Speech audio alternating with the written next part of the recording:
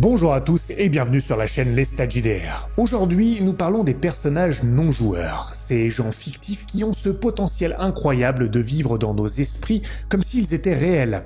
Et en cela, ils ne sont pas si différents des personnages qu'incarnent nos joueurs. Pourtant, on entend souvent que si ces PNJ sont trop charismatiques, s'ils sont trop mis en scène, si le MJ les considère comme importants avant même que les joueurs s'y intéressent, alors ils feront nécessairement de l'ombre aux joueurs. Faire briller ces joueurs, c'est d'ailleurs un mantra très populaire parmi les maîtres du jeu et par bien des aspects à raison, avec certaines nuances que j'aborderai tout à l'heure.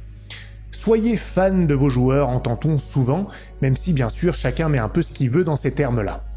Pour être honnête avec vous, je n'aime pas beaucoup cette expression, parce qu'elle implique souvent une sorte d'exclusivité de l'attention du MJ à l'égard des joueurs, comme s'ils étaient des sortes d'enfants qu'il fallait gâter à tout prix et dont les souhaits et intérêts devaient seuls dicter les choix du maître du jeu, parfois même au détriment de la cohérence.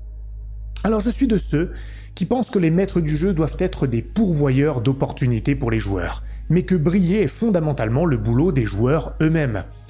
Ils sont de fait les personnages principaux, et le maître du jeu ne doit d'ailleurs jamais l'oublier. Mais c'est donc aussi leur responsabilité de jouer, d'agir en tant que personnages principaux. Comme dirait le professeur Dungeon Master de la chaîne anglophone Dungeoncraft, they are the protagonists, and so they have to protag. En gros, ils sont les protagonistes et donc ils doivent protagoniser. C'est un néologisme, un terme qui n'existe pas, mais c'est un jeu de mots pour justement expliquer ce qu'ils sont censés faire en tant que personnages principaux et j'adhère totalement à ce mantra-là. Je pense aussi que des PNJ forts, et c'est d'ailleurs le thème de la vidéo du jour, peuvent justement devenir de formidables piliers sur lesquels les joueurs peuvent s'appuyer pour agir en tant que personnages principaux, et donc, in fine, pour briller. Je souhaite donc explorer aujourd'hui avec vous la manière dont ces PNJ peuvent devenir des soleils éclairant vos joueurs, tout en soulignant bien sûr les travers à éviter pour que l'ombre née de cette lumière ne couvre pas les joueurs. Voilà, c'est une métaphore un peu tirée par les cheveux, mais j'avais envie de la faire aujourd'hui. J'espère que vous ne m'en voudrez pas.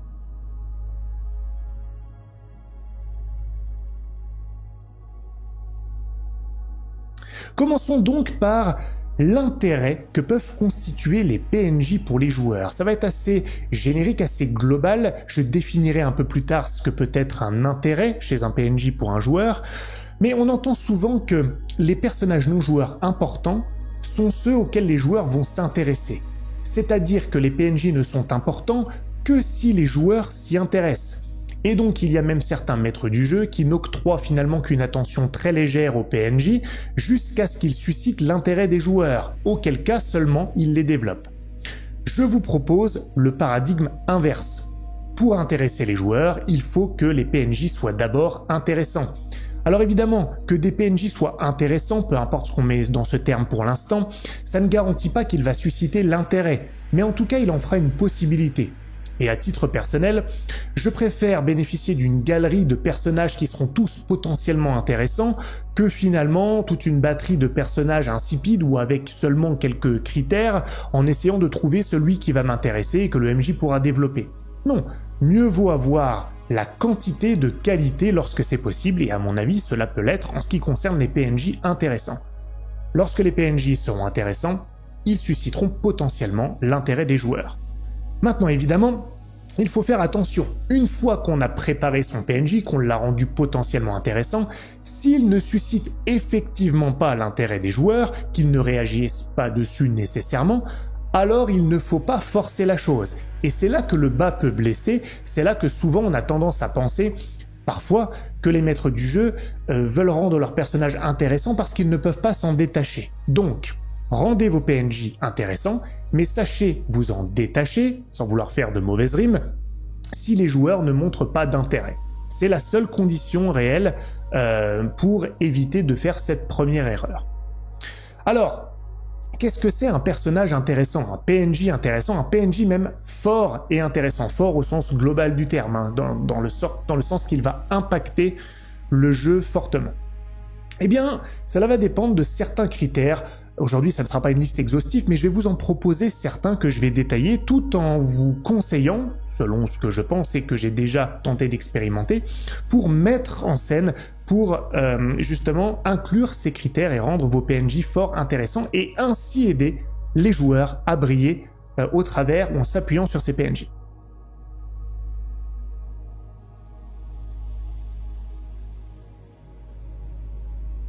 D'abord, mettez en scène ces PNJ. Alors oui, j'ai volontairement commencé par ce critère parce que c'est potentiellement celui qui va causer le plus de friction. Parce que certains maîtres du jeu pensent que le fait, je l'ai beaucoup entendu, pensent que le fait de mettre en scène des PNJ est une forme de panneau grossier qui est levé par le maître du jeu pour dire aux joueurs « Intéressez-vous à ce PNJ, il est important pour l'intrigue, il est important pour l'histoire ». Je suis là pour vous dire que non, ce n'est pas parce que vous mettez en scène un PNJ qu'il est forcément obligatoire pour l'histoire ou que vous imposez à vos personnages joueurs d'y porter de l'intérêt ou d'interagir avec lui. Simplement, lorsqu'il arrive, eh bien vous le mettez en scène. Finalement, la mise en scène, qu'est-ce que c'est ? C'est un moyen actif de présenter un personnage non joueur, de l'illustrer par l'action, par l'attitude, dans le jeu, plutôt que de simplement le décrire. De la même manière que l'on conseille souvent au maître du jeu de donner des informations de manière interactive plutôt que de la raconter avec des gros blocs, on peut présenter un personnage non joueur par la mise en scène de sorte qu'elle en dit souvent plus long sur le PNJ qu'une longue explication. Faites donc intervenir les PNJ dans l'action au sens large du terme. Quelques exemples. Plutôt que de dire que Ariénor est un grand guerrier, faites-le entrer dans une bataille à laquelle participent les PJ et décrivez son coup d'éclat. Ou faites le même, aidez les PJ ou faites-en un ennemi au moment de cette bataille. À l'inverse, si Ariénor est plutôt un diplomate hors pair, eh bien faites-le émerger des rangs du Sénat lors d'un conseil auquel les personnages joueurs participent. Et faites-le déclamer son opinion de manière charismatique. Ça a plusieurs intérêts. Ça va déjà impliquer, présenter, introduire le PNJ dans une situation qui a déjà reçu l'intérêt des joueurs parce qu'ils sont en train d'essayer de la gérer ou de la régler. C'est un premier pas pour rendre un PNJ potentiellement intéressant. Et en le mettant en scène de la sorte, vous le présentez sans avoir à le raconter réellement. On va finalement apprendre à le connaître par l'action dans ce moment-là. Après, bien évidemment, les joueurs en font ce qu'ils veulent. Ça, c'est le point important dont il faut se souvenir et que je mentionnais précédemment. Ainsi, les personnages joueurs vont découvrir non seulement qui est le PNJ, mais également comment ce PNJ se positionne sur une situation qui les concerne eux. Et on sait à quel point le personnel est important. Donc un personnage mis en scène, c'est un personnage dont les joueurs vont comprendre vite le rôle qu'il est censé jouer dans la situation présente et qui va leur permettre à eux de se positionner aussi par rapport à ce personnage, à ce PNJ fort et à la manière dont il se présente. Mais je vais y revenir dans un court instant. Alors évidemment, attention tout de même, lors d'une telle mise en scène, le PNJ va être la star pendant une fraction d'une scène seulement. Surtout pas toute la scène. Il va être mis en valeur pour être présenté, pour être mis en scène. Il faut que cela serve de matière au personnage joueur, mais en aucun cas vous ne devez faire durer ce moment plus que nécessaire. D'ailleurs, il est même préférable, une fois que vous l'avez mis en scène, de redonner très rapidement la parole au joueur afin qu'il puisse réagir par rapport à l'introduction de ce PNJ et à sa présentation dans l'action.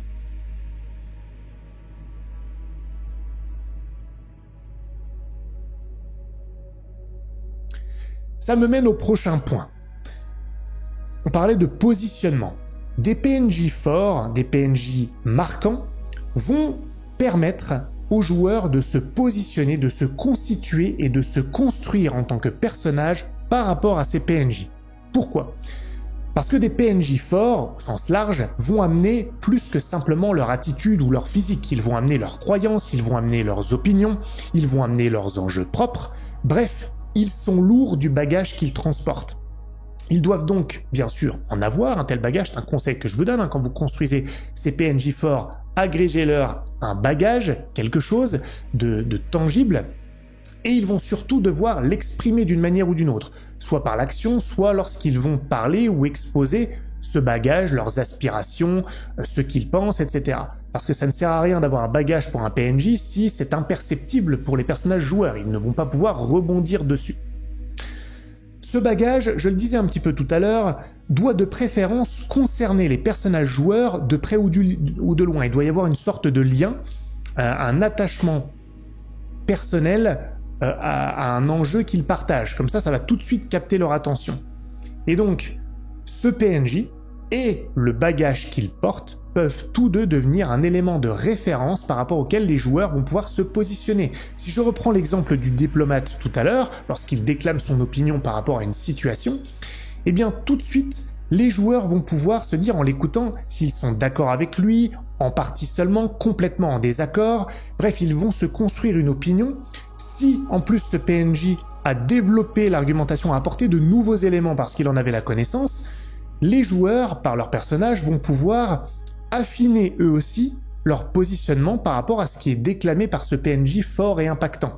Et ils vont finalement continuer, perfectionner la construction de l'identité de leur propre personnage, et ils vont pouvoir utiliser ça pour mieux briller. Parce que un personnage qui se définit de plus en plus clairement aura de plus en plus de leviers pour interagir dans le jeu et pour se mettre en avant. Beaucoup de joueurs et de maîtres du jeu délaissent les historiques détaillés, fouillés de plusieurs pages, et je les comprends. Je suis comme ça, hein. Dans ma jeunesse, j'aimais les backgrounds de 10 pages, ce n'est plus le cas. Et donc ces gens-là considèrent, souvent à raison, qu'ils vont développer l'identité de leur personnage par l'action, par le jeu. On l'entend d'ailleurs souvent dans les cercles adeptes de bac à sable, et je dis ça pour une fois, sans critique ou sans tacle amical. Et donc, c'est justement par le biais de PNJ tels que ceux que je décris là, que les joueurs vont pouvoir se construire grâce à ces références fortes. Et ça sera d'autant plus vrai s'ils n'ont pas rédigé des backgrounds de dizaines de pages. Les PNJ vont les aider à se construire par rapport au monde, puisque les PNJ, finalement, sont des acteurs de ce monde et montrent de quoi il est composé par leurs actions et par ce qu'ils disent, en particulier si ce sont des PNJ forts, impactants. Donc ces PNJ au fort bagage vont être là pour que vous puissiez montrer ou présenter autant de points d'ancrage pour vos joueurs afin qu'ils continuent de forger l'identité de leur personnage et s'en servent afin de briller dans le jeu. Alors bien sûr, il faut que ces enjeux des PNJ, ce bagage qui est exposé, soit clairement montré comme quelque chose de neutre. Ce ne sont pas des injonctions, ce ne sont pas des messages subliminaux du maître du jeu pour envoyer les joueurs dans une direction déterminée. Et ça, le maître du jeu doit le rendre clair pour les joueurs, sinon ils vont se sentir enfermés plutôt que de considérer cela comme simplement justement un PNJ qui va exprimer ses idées, ses opinions, son bagage par le prisme de ses propres aspirations. C'est un point quand même important à mentionner.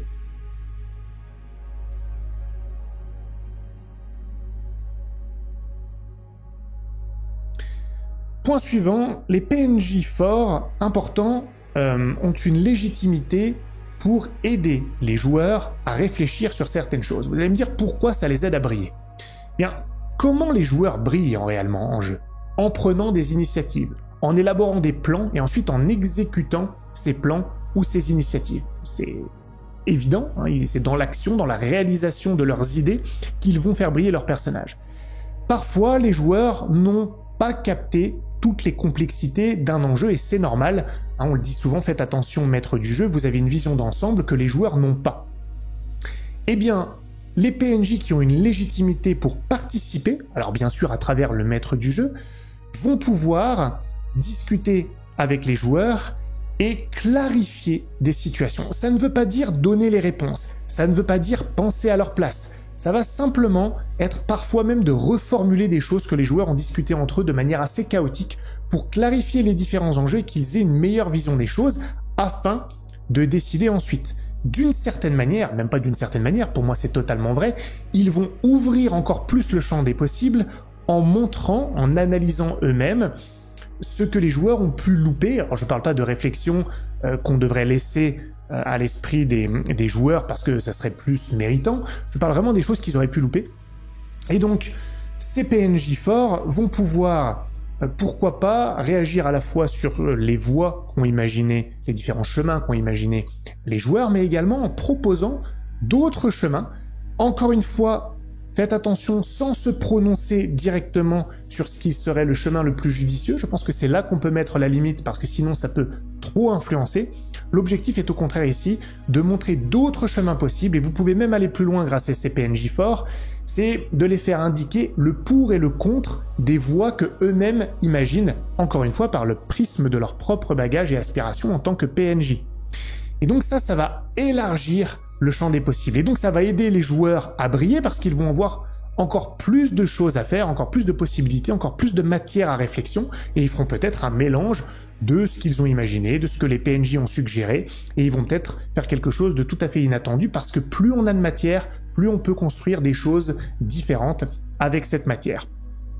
Donc ça, c'est vraiment un point important. Ça va en plus donner de la cohérence à votre univers, parce que des PNJ importants qui ne donnent jamais leur avis sous prétexte qu'ils ne sont que des personnages secondaires, souvent c'est pas très crédible. Donc là, ils participent sans pour autant donner la réponse. On pourrait dire, c'est un terme que j'utilise souvent, peut-être n'est pas très évocateur pour vous, je n'en sais rien, ils pensent un petit peu, ils participent horizontalement. Ils déploient de nouvelles possibilités plutôt que d'avancer sur une posture. Ça, c'est le rôle des personnages joueurs en tant que personnages principaux de décider vers quoi ils vont tendre. Donc ils vont clarifier et élargir les possibilités. On est vraiment dans une utilisation de la réflexion des PNJ importants, des PNJ forts, dans un objectif d'ouverture du champ des possibles plutôt que de fermeture. C'est pour ça que vous devez aussi éviter de faire en sorte que ces PNJ suppriment ou écartent certains chemins possibles, parce que là, ça va justement refermer plus les choses et on va tendre un peu plus vers une forme de dirigisme, ce qui est souvent critiqué lorsqu'on utilise les PNJ pour aider, pour réfléchir avec les joueurs. Donc il faut le faire en ouverture.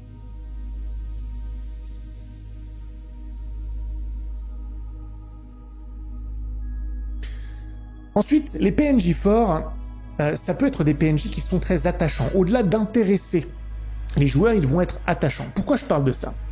L'émotion dans les parties de jeu de rôle provient très fréquemment des interactions entre les joueurs et des PNJ. Ça peut être des joueurs individuellement ou ça peut être le groupe de joueurs dans son entier, mais souvent ça va être des interactions vers l'extérieur, au-delà même de leur propre groupe. Et donc, des PNJ forts, charismatiques, mis en scène avec un bagage plus ou moins complexe, vont souvent être ceux auxquels les joueurs vont s'attacher. Et c'est pas forcément de l'attachement amical d'ailleurs, ça peut être un attachement à travers une haine farouche à l'égard de certains personnages. C'est un attachement du joueur plus que du personnage d'ailleurs envers ce PNJ. Donc ils sont des vecteurs émotionnels extrêmement puissants et ils vont aider justement les joueurs à briller dans des séquences émotions parce qu'ils auront moins besoin de simuler l'attachement viscéral, pour reprendre un terme que j'aime bien évidemment, avec ces PNJ. Et donc ce genre d'attachement, vous pouvez le favoriser en mettant en scène, en amenant potentiellement, ou en laissant les joueurs d'ailleurs venir de leur propre initiative, mais des interactions plus intimes entre les PNJ et les PJ. Et par plus intime, j'entends des discussions qui vont au-delà de l'intrigue ou simplement des plans et de la réflexion que je mentionnais précédemment. Les PNJ, parce qu'ils ont ces PNJ forts que vous avez pensé en amont, ont un bagage, ils peuvent en parler, ils peuvent en discuter avec les joueurs, le partager, ça va leur donner de la consistance, partager leur motivation, leurs croyances, en discuter et surtout, peut-être et sans doute même plus important, ces PNJ forts vont pouvoir s'intéresser aux personnages joueurs. Et ça c'est extrêmement important et ça va vraiment aider vos joueurs à briller parce que ces PNJ, en s'intéressant, peuvent poser des questions sur le propre bagage des joueurs. C'est quelque chose que j'utilise énormément en jeu dans les phases un petit peu plus calmes de roleplay, où je pense à des questions que des PNJ pourraient poser, toujours par le prisme de leur propre bagage, de leur propre vécu, des questions qu'ils pourraient poser aux joueurs, et ça donne des pistes aux joueurs pour répondre, parce qu'ils ont des questions, donc ils sont pas lâchés comme ça dans l'arène, ils ont une piste, et ils vont pouvoir décider ce qu'ils vont dire. Parfois ils ont déjà une réponse à la question, des fois ils n'y ont pas forcément pensé, et ça va les aider à affiner encore plus la vision des choses de leur personnage dans cette discussion qui est générée par le PNJ.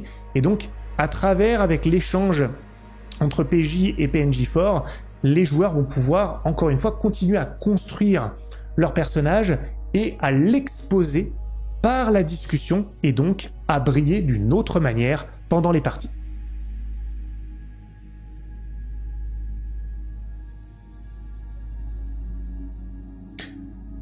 En gros, si je devais conclure cette petite partie-là, les personnages non-joueurs qui intéressent les joueurs, on en parlait tout à l'heure, sont souvent ceux qui eux-mêmes s'intéressent aux personnages joueurs. Enfin, dernier point, et c'est sans doute pas le dernier, vous en trouverez peut-être d'autres, dernier point de ma liste, ces PNJ importants, ces PNJ forts qui prennent parfois même de la place, sont des PNJ en mouvement, et ils sont source de dynamisme dans l'histoire.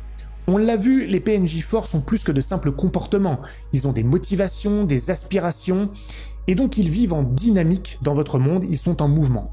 Par conséquent, il ne faut pas hésiter à les utiliser de cette manière, c'est-à-dire en faisant prendre à ces PNJ des initiatives. Je ne dis pas qu'ils doivent le faire en permanence, il faut bien sûr laisser le plus de place aux joueurs pour prendre leurs propres initiatives, mais il ne faut pas se retenir non plus. Parce qu'en plus, les initiatives que ces PNJ forts vont prendre vont contribuer à les définir, continuer à les présenter dans l'action, et en plus, ces initiatives qu'ils vont prendre, comme ce sont des personnages forts qui ont de l'impact, eh bien elles vont être génératrices de jeux, parce qu'elles vont créer de nouvelles situations auxquelles les PJ vont pouvoir réagir. Encore une fois, on donne de la matière aux joueurs pour réagir, et par conséquent, autant d'opportunités de briller. Et je vous renvoie à ce que je disais tout à l'heure, l'objectif du maître du jeu est avant tout de donner des opportunités aux joueurs de briller, et les PNJ sont de formidables outils pour cela, en tout cas les PNJ qui ont un impact fort. Bref, ces PNJ forts peuvent créer du relief et font vivre le monde autour des personnages joueurs, ce qui crée autant de nouvelles prises sur la narration pour que les personnages joueurs puissent s'en saisir.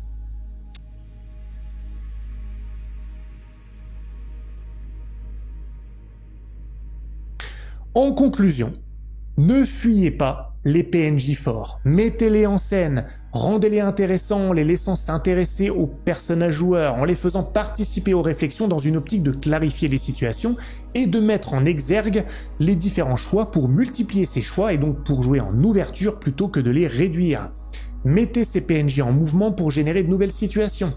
Mais surtout, bien évidemment, n'oubliez jamais que vos joueurs sont les personnages principaux de l'histoire, et s'ils le sont, si vous ne l'oubliez pas, eh bien rassurez-vous, aucun PNJ, aussi fort soit-il, aussi brillant soit-il, ne pourra leur faire de l'ombre. Au mieux, ils les feront briller encore plus.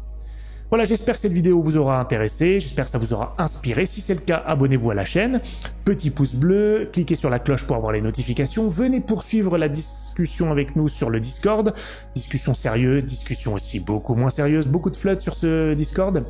Et puis n'oubliez pas que j'ai aussi une chaîne secondaire, les stats contes et légendes avec des actual plays. Ce ne sont plus seulement mes actual plays d'ailleurs, on a Kaku qui participe aussi, qui poste les siens, et on va bientôt aussi avoir Sylvain qui va publier sa campagne de L5R auquel je participe en tant que joueur. Vais-je briller grâce au PNJ? Nous le verrons.